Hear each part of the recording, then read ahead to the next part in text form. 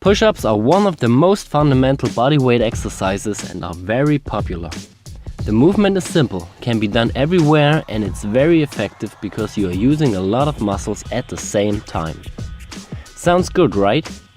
The problem is that a lot of people concentrate on quantity instead of quality when doing push-ups. To avoid this, you should focus on these 4 points to make your push-ups perfect. Let's start straight with the number 1, the body position. A push-up is not only a triceps, chest and shoulder movement. Most people neglect their tension in the abdominal muscles, the hips and the legs. Often they form an arched back and have a leg and body tension.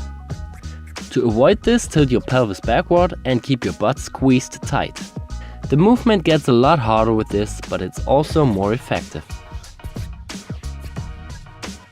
The second point is the arm position. The arm position doesn't really matter in terms of the perfect execution. A perfect push-up can be done with a wide or a narrow grip, but it's important to place your wrists in a nearly vertical line under your shoulder when you do the standard push-up. There are still exceptions for that rule, for example when you are doing pseudo planche push-ups, which puts the focus more on your shoulder. Or when you're doing sphinx push-ups, which are a triceps dominant movement. If you are working with standard push-ups and choose a wider grip, it involves the chest more than a close grip, and a close grip sets the focus more on your triceps.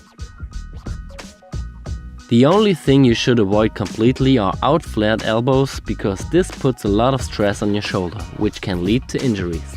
The closer you place your arms to the body, the more your elbows point backwards.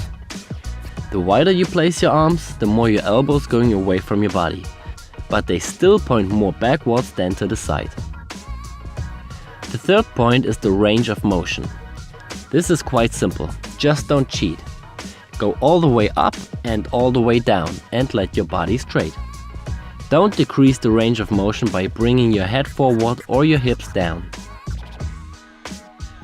The last point is the shoulder blade movement. This is a very neglected point.